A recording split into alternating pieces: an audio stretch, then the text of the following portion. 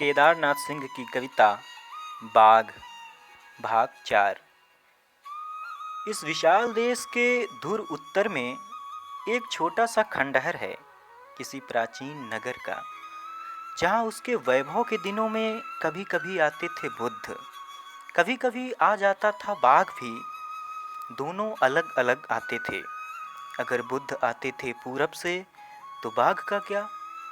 कभी वह पश्चिम से आ जाता था, कभी किसी ऐसी गुमनाम दिशा से जिसका किसी को आभास तक नहीं होता था। पर कभी कभी दोनों का हो जाता था सामना। फिर बाघ आंख उठा देखता था बुद्ध को, और बुद्ध सिर झुका बढ़ जाते थे आगे।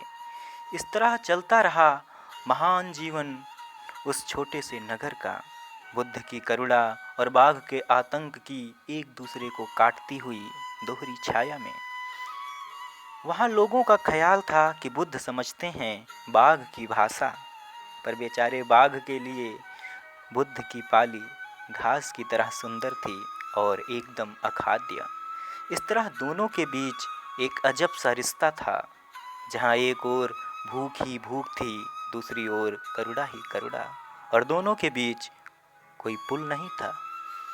पर कभी कभी रातों में जब हिमालय की चोटियों पर गिरती थी बर्फ और नगर में चलती थीं तेज हवाएं, तो नगरवासी सोचते थे इसी झोंके में कहीं सिहरते होंगे बुद्ध।